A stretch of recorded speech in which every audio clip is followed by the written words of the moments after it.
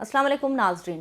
20वीं सदी के दूसरे निस्फ में आलमी सियासत की अहम तरीन शख्सियात में से एक कर्नल मोअम्मर कज़ाफ़ी ने 40 साल से ज़ायद अरसे तक लीबिया पर हुकूमत की। बज़ाहिर एक सोशलिस्ट, कज़ाफ़ी इनकलाब के ज़रिए इक़्तिदार में आए और कई दहाइयों तक मगरबी हुकूमतों की तरफ से बार बार तज़लील का शिकार रहे। तेल की सनत पर कज़ाफ़ी के कंट्रोल ने उन्हें आलमी सियासत में एक नुमाया मकाम दिया।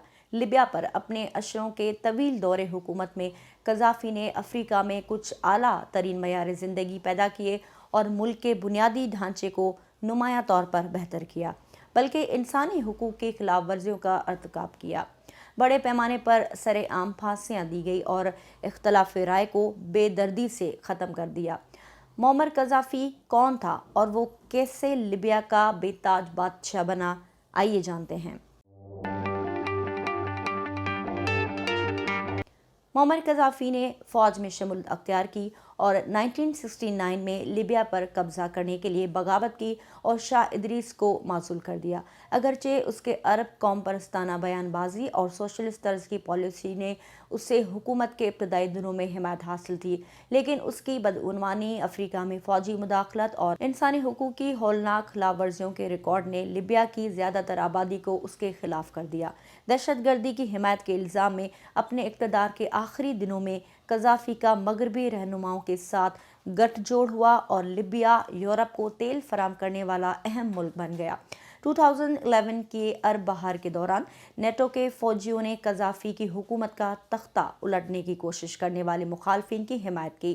महीनों भागने के बाद 20 अक्टूबर 2011 को उसे उनके आबाई शहर में कत्ल कर दिया गया। अब बात करते हैं कज़ाफ़ी की इब्तदाई ज़िंदगी कैसी थी। मोअम्मर कज़ाफ़ी 7 जून 1942 को लीबिया के शहर सिरत में पैदा हुए। लीबिया के सहरा में एक बदू खेमे में परवरिश पाई। उनका कबायली ख़ानदान से ताल्लुक़ था जिसे अल कज़ाफ़ा कहा जाता है। उसकी पैदाइश के वक्त लीबिया एक अतालवी कॉलोनी थी। 1951 में लीबिया ने मगरबी इत्तेहादी बादशाह इदरीस की हुकूमत में आज़ादी हासिल की। एक नौजवान के तौर पर कज़ाफ़ी अरब कौम परस्त तहरीक से मुतासिर थे और मिस्री रहनुमा जमाल अब्दुल नासिर से बहुत मुतासिर थे। 1961 में कज़ाफ़ी ने बेंगाज़ी शहर के मिलिट्री कॉलेज में दाखिला ली। उसने 4 माह बरतानिया में फ़ौजी तरबियत भी हासिल की, जिसके बाद कज़ाफ़ी फ़ौज की सिफ़ों में मुसलसल आगे बढ़ते गए। जैसे जैसे इदरीस के साथ अदम इत्मीनान बढ़ता गया, कज़ाफ़ी बादशाह का तख्ता उलटने के लिए नौजवानों की तहरीक में शामिल हो गया। एक बासलायत आदमी कज़ाफ़ी ग्रुप में इक़्तिदार में आया। 1 सितंबर 1969 को शाह इदरीस को उस वक्त माज़ूल कर दिया गया जब वो इलाज के लिए बैरून मुल्क में थे। कज़ाफ़ी को मुस्लिम अफ़वाज का कमांडर इन चीफ और लीबिया की नई हुक्मरान तंजीम इनकलाबी कमांड काउंसिल का चेयरमैन नामजद किया गया था। 27 साल की उम्र में वो लीबिया के हुक्मरान बन गए थे। अब बात करते हैं उन्होंने लीबिया का कंट्रोल कैसे संभाला। कज़ाफ़ी ने हुकूमत संभालने के बाद पहला हुक्म लीबिया में अमरीकी और बरतानवी फौजी अड्डों को बंद करना था। उन्होंने ये भी मुतालबा किया कि लीबिया में गैर मुल्की तेल कंपनियां मुल्क में आमदनी का बड़ा हिस्सा बांटेंगी और मुल्क में शराब की फरोख्त पर पाबंदी लगा दी गई। दिसंबर 1969 में अपने साथी अफसरों की तरफ से बगावत की नाकाम कोशिश के खतरे को महसूस करते हुए कज़ाफ़ी ने सियासी इख्तलाफ को जुर्म करार देने के कवानीन बनाए। 1970 में उन्होंने लीबिया से बकाया अतालवियों को निकाल बाहर किया और इस बात पर जोर दिया जिसे वो अरब कौम परस्ती और मगरबी साम्राज्य के दरमियान जंग के तौर पर देखते थे। उन्होंने यहूदी और इसराइल की खुलकर मुखालफत की और यहूदी बरादरी को लीबिया से निकाल बाहर किया। कज़ाफ़ी के बाएतमाद लोगों का अंदरूनी हल्का छोटा होता गया क्योंकि इक़्तिदार उनके और साथियों के एक छोटे से ग्रुप ने शेयर किया था। इसके इंटेलिजेंस एजेंसीज की जलावतनी की ज़िंदगी गुजारने वाले लीबियाई बाशिंदों को डराने और कत्ल करने के लिए दुनिया भर का सफ़र किया। इन इब्तदाई दिनों में कज़ाफ़ी ने लीबिया को मगरब से दूर और मिडिल ईस्ट और अफ्रीका की तरफ मोड़ने की कोशिश की। उसने मिस्र और सूडान समेत कई गैर मुल्की तनाज़ात और चाड में खूनी खाना जंगी में लीबिया की फ़ौज को शामिल किया। कज़ाफ़ी ने ग्रीन बुक की पहली जिल्द शाया की जो उसके सियासी फ़लसफ़े की वज़ाहत है। 3 जिल्दों पर मुश्तमिल इस काम में लिबरल जमहूरियत और सरमायादारी के मसाइल को बयान किया गया है और इसके इलाज के तौर पर कज़ाफ़ी की पॉलिसीज़ को फ़रोग़ दिया गया।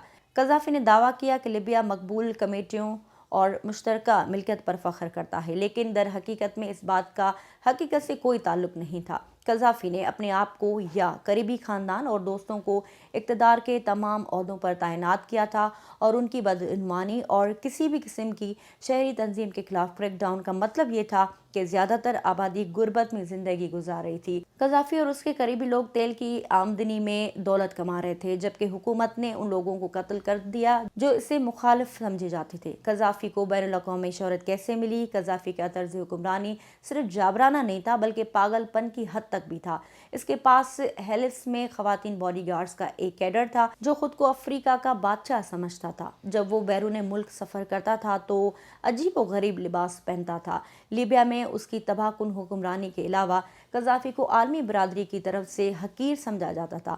ان کی حکومت دنیا بھر میں بہت سے مغربی مخالف گروہوں کی مالی معاونت میں ملوث تھی، جن میں کچھ دہشت گردی کی سازشیں بھی شامل تھیں۔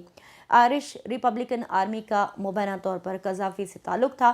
حکومت کے آئرش دہشت گردوں سے روابط کی وجہ سے برطانیہ نے لیبیا کے ساتھ ایک دہائی سے زیادہ عرصے تک سفارتی تعلقات منقطع کر لیے تھے۔ 1986 میں مغربی برلن کے ایک ڈانس کلب پر ہونے والے بم حملے کے پیچھے لیبیا کے دہشت گردوں کا ہاتھ تھا، جس میں 3 افراد ہلاک اور متعدد افراد زخمی ہوئے۔ امریکہ نے بدلے میں صدر رونالڈ ریگن کی لیبیا میں مخصوص اہداف پر بمباری کی، جن میں طرابلس میں قذافی کی رہائش گاہ بھی شامل تھی۔ ملک کے دہشت گردی سے تعلق کے سب سے مشہور مثال میں لیبیا 1988 کے لاکربی بم دھماکے میں ملوث تھا۔ اسکاٹ لینڈ کے لاکربی کے قریب ایک طیارہ جس میں 259 افراد سوار تھے دھماکے سے اڑایا، جس میں سوار تمام افراد ہلاک ہو گئے۔ 1989 میں ایک فرانسیسی مسافر بردار طیارے کو تباہ کرنے کے پیچھے لیبیا کے دہشت گردوں، جن میں قذافی کا ایک سسر بھی شامل تھا، کے بارے میں خیال کیا جاتا تھا، جس میں سوار تمام 170 افراد ہلاک ہو گئے تھے۔ ان کے مغرب کے ساتھ میل جول کے بارے میں کہا جاتا ہے کہ 1990 کی دہائی میں قذافی اور مغرب کے درمیان تعلقات خراب ہونا شروع ہوئے، جیسا کہ قذافی کو اسلام پسندوں کی طرف سے بڑھتے ہوئے خطرے کا سامنا کرنا پڑا، جنہوں نے اس کی حکمرانی کی مخالفت کی۔ اس نے برطانوی اور امریکی انٹیلیجنس سروسز کے ساتھ معلومات کا تبادلہ کرنا شروع کیا۔ 1994 میں نیلسن منڈیلا نے لیبیا کے رہنما کو لاکربی بم دھماکے کے مشتبہ افراد کو حوالے کرنے پر آمادہ کیا۔ زیادہ عرصہ نہیں گزرا تھا کہ قذافی نے کئی محاذوں پر مغرب کے ساتھ تعلقات کو درست کیا تھا۔ قذافی کا مغربی دارالحکومت میں استقبال کیا گیا۔ سلور برلسکونی اطالوی وزیر اعظم سلور برلسکونی نے انہیں اپنی قریبی دوستوں میں شمار کیا۔ قذافی کا بیٹا اور وارث ظاہر سیف الاسلام قذافی کئی سالوں تک لندن کی اعلیٰ سوسائٹی میں گھل مل گئے۔ قذافی اور مغرب کی نئی دوستی کے بہت سے ناقدین کا خیال تھا کہ یہ کاروبار اور تیل تک رسائی پر مبنی ہے۔ 2001 میں اقوام متحدہ نے لیبیا پر پابندیوں میں نرمی کی اور غیر ملکی تیل کمپنیوں نے ملک میں کام کرنے کے لیے منافع بخش نئے معاہدوں پر کام کیا۔ اس نے 1969 میں شاہ ادریس کے خلاف بغاوت کی قیادت کی تھی۔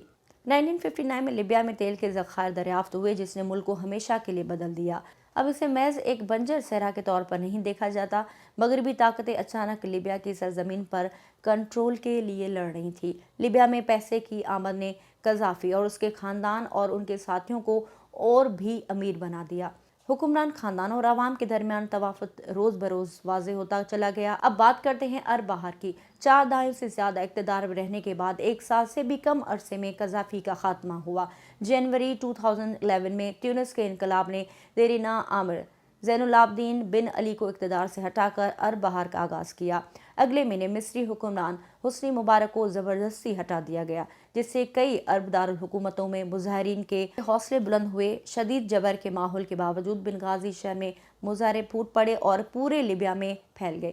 قذافی نے مظاہروں کو دبانے کے لیے جارحانہ طاقت استعمال کی اور تشدد تیزی سے بڑھ گیا۔ مظاہرین پر گولی چلانے کے لیے پولیس اور غیر ملکی کرائے کے فوجیوں کو لایا گیا اور شہروں پر فضائی بمباری کے لیے ہیلی کاپٹرز بھیجے گئے۔